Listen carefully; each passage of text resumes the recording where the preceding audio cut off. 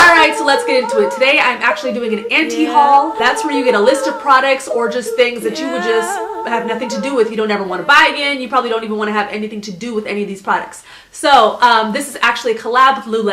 Shout out to her. I'm going to link her channel in the description box so you guys can see her anti-haul as well. And then also I have to give credit where credit's due. This anti-haul idea was started by a YouTuber named Kimberly Clark. So I'll link Kimberly's channel below also so that you can see the plethora of anti-haul she has on her page. And also stay to the very end of this video because I plan on tagging some of my YouTube friends to do this anti-haul as well. Also, I am almost at 1,000 subscribers. So if you have not subscribed to the channel yet, make sure you hit that button below.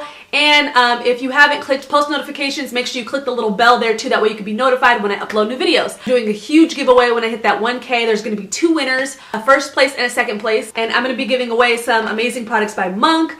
So check out for that. I'm going to be giving away cool Monq accessories as well to go along with the Monq products. I'm going to be giving away Erwin McManus's new book, The Last Arrow, which is dope. I was one of the people picked to kind of pre-screen the book before it comes out in September. So you're going to be getting that book as well, along with a lot of other gifts that I'll be kind of like releasing like little by little as we get closer to that 1K. So let's hop into it. First and foremost, I know you guys have probably seen my nails in the first like minute and a half, 2 minutes of this video. So the reason why I left my nails like this was because I wanted to start this anti-haul off with the Desi New York, I think that's how you pronounce it. And this is their brightening base coat. Okay, so let me just tell you, I have a base coat that I usually use and is like my tried and true base coat. That usually honestly gets me through maybe 4 or 5 days without my nails chipping, or I might have like a tiny little chip here or there, but you know, I could pretty much get like a good amount of days out of my nail polish with that base coat. And let me just tell you, I've had that base coat for probably well over 4 years, and it's just kind of like sat in my bathroom, and it's kind of like a little bit goopy, but you know what, it holds on my nail polish. This stuff is freaking brand new. I got this in my Ipsy bag, I'm pretty sure, and honestly when I first put it on my nails, it looked really pretty. It was very brightening and kind of sheer and kind of had like a shiny undertone to it, and almost every single nail polish that I put on with this stuff chips off in like a day or 2. Like honestly, this, like my nails are chipped almost all the way down, and this is after maybe like 4 days of using this base coat. Like I'm so glad that this came in my Ipsy bag and that I didn't just go to the store and spend like, you know, $4, $5, $6 on this just by itself, because honestly I would have been so upset. And at first I thought it was the nail polish that I was using, but I was like, wait a second, I've used this nail polish before, it's never chipped like this, so maybe it's the base coat. But you know, I just had to double check to make sure. So I tried another gray nail polish that was a little bit more expensive than the other nail polish, and again it chipped off in just a couple of days. So it's definitely the base coat, which sucks because honestly when you put it on it looks very pretty, but the second you try to put, you know, your actual nail polish on over this base coat, it goes on so inconsistent. It's like globby in some places and very sheer and thin in others, and it's very streaky. I tried to wait and make sure, like, okay, let me wait till it dries a little bit more. Like I tried to do it at different points in it, like, okay, it's dry and it's kind of tacky, let me try now, or let me wait till it's completely dry and then put my coats of nail polish on. And either way I went, it was just so streaky and clumpy and just, I don't know, it just, I felt like it was a mess to even just put nail polish over this, let alone trying to make sure that it stayed on for a couple days. So I will not be buying this again. I thought it was crap. Alright, next. This one I was really pissed about. And this one is the e.l.f. contour palette. Okay, so I remember when e.l.f. first came out and almost everything from their entire line was like $1, and then everything from their like pro line or whatever was like maybe $3, $4. This thing is not from their super pro line or anything like that. I think it's just like their kind of regular, I don't know. This stuff was like $7, like $7, $8 for this, for an e.l.f. contour palette. Like I feel like they were definitely just trying to jip me because of the fact that, you know, contour kits are very popular now. A lot of people are buying them and using them, and everything else at the drugstore was like around the same price or more expensive. So I was like, okay, you know, $7, $8, it's relatively cheap, I guess, but I still felt like it was a way, you know, just way too pricey. So I decided to just buy it, and I loved the fact that it had like a huge mirror. But honestly, okay, first of all, look at this.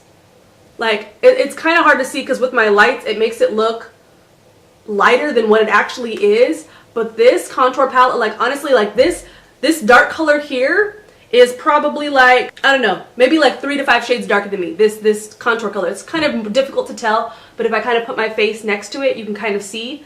Okay, this is the chalkiest palette I've ever seen in my life. Like, okay, look at this. So you can literally see that this is darker than me.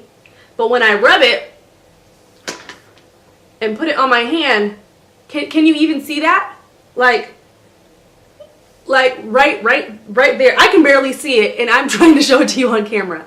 This palette is just, it's terrible. It's very, very chalky. It doesn't blend well, and it's just like what the colors look like in the actual palette, and when you put them on your face, it's totally different.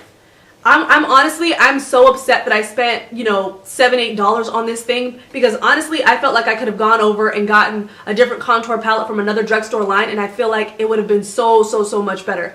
And it's funny because I was so upset after I saw this one. I actually was at, I think, Rite Aid the next day, and Black Radiance had like 3 different shade contour palettes with darker colors, and I was like, oh my gosh, like those are so pretty. And I think maybe they were maybe a couple dollars more, and they were like bigger. They were bigger, they had more contour shades, and it was just like a couple bucks more. And I just feel like I just wasted money. Like, that was almost $10, like almost $10 for an e.l.f. product that clearly, when I looked at it, when I like looked at, you know, the color was darker than my skin, which meant that I should have been able to kind of contour with it, and it was so just chalky and just disappeared like right into my skin tone, and you can't even tell that it's like a contour color. This was just, it was crap, girl. It was crap.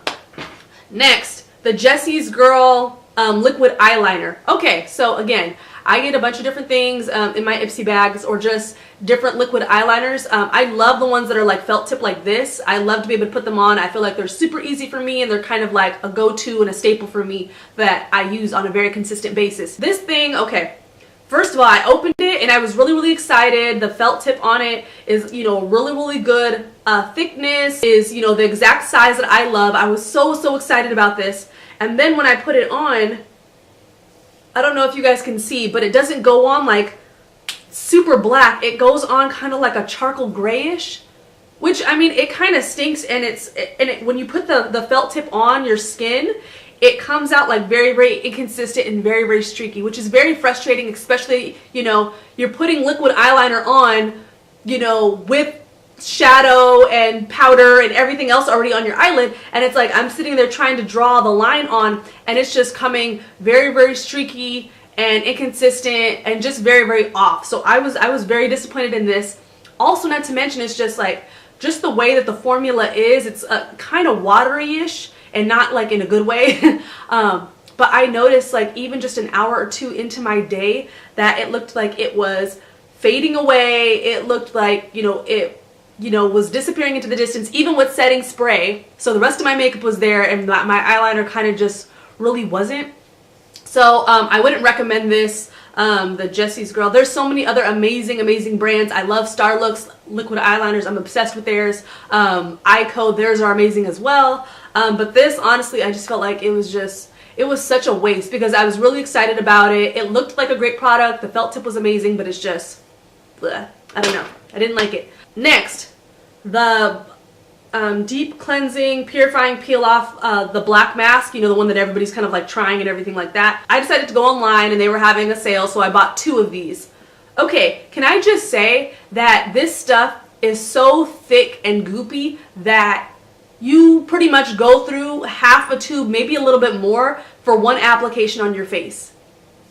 Like, it's literally as if you are smoothing glue on your face that's like part of the way tacky and almost on its way to being dry in a couple minutes. So, I put this on my face, and I felt like I was just squeezing the tube. So, you run out of product really quickly.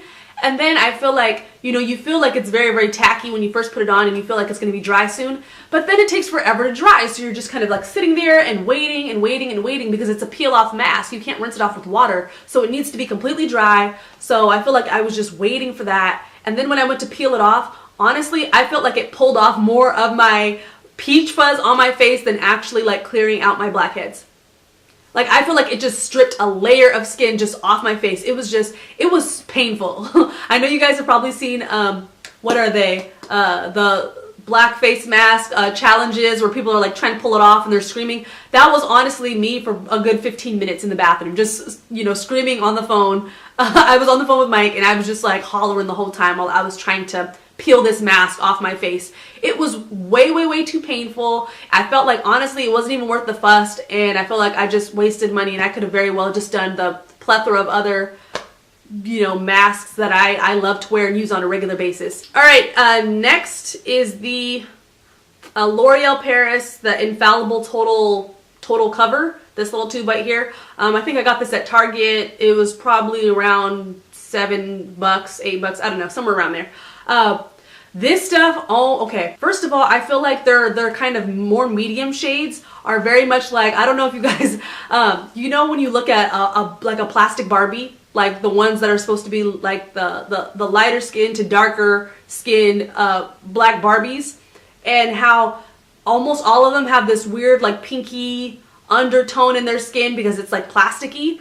That's how I feel like this stuff looks. Like, I tried on a couple different shades and I was like, okay, this is kind of the closest thing to me, and I got it and was like, okay, well, let's see how it goes, you know, when I put my full face on. And this stuff honestly made me feel like a plastic Barbie from the 80s. Like, that pink undertone came through strong. I didn't really like it, and I won't be buying this again. All right, and last but not least, these things. I got these at Walmart or Target. Okay, so I was at Target, and I really just needed to grab some quick hair accessories, and I saw these clamps and I was like, perfect, I need those when I'm in the shower and I'm like sectioning out my hair to detangle it, whatever. And so instead of going to the beauty supply store or Sally's or whatever, I didn't want to have to make more than one trip. I was already there getting some other stuff. I just bought these. Okay, let me tell you, there's a huge difference between this and this, and not just because of the size. This one's slightly bigger. This is the one that I actually got from Sally's Beauty. This is from Target. Now, this thing, the clamp, the spring on it is very, very, very strong. And when I do this, if I were to actually clamp down my finger, I would feel pain, like ow, like my finger will go numb if I just let this sit on there, because it's actually meant to clamp and hold your hair. This, on the other hand, I could literally sit there and have this on there all day, and if I move my finger, it's gonna fly off like that just did. It was almost double the price of these ones at Sally's, and they were just so cheap. I broke one of them, and I think I've maybe used them like 3 or 4 times, maybe at most, and then I ran to Sally's and I got those because I was just like, I can't with that. But honestly, when I was in the shower and I would have my hair clipped up, those would just slide out onto the floor. So I definitely will not be buying hair products from Target anytime soon at all, unless it's maybe like a hair mask or something like that. But you know, as far as shower caps go, or clamps or clips or anything like that, I'm just gonna have to make the trip to Sally's and get that, because those clips were so cheap, and they were nowhere near as strong or as sturdy as the ones from the beauty supply. So that's actually the last item on my list. So who should I tag for this? I think I'm gonna tag Ginger with the J. So that's the homie. I actually met her at the Shameless Maya event that I went to. She's cool peeps, so I think I'm gonna tag her. Ginger with the J, I'm tagging you to do this anti-haul. And then Bombshell Nails, that's my other girl. We did a collab last year. She actually has a nail channel, so check that out as well. I'm going to tag you to do this anti-haul as well also. So again, the 1K giveaway, I'll be giving more on that coming up soon. So watch out for that. I'm almost at that number. I'll be revealing more and more prizes. Maybe I'll just do like one video just like releasing all the prizes at once. I don't know. Comment below and let me know if you've tried any of these terrible products and you have something to say about it. Make sure you put that in the comments below as well, and like this video if you want to see more. I'll be posting more as usual, and I'll see you guys later. Bye.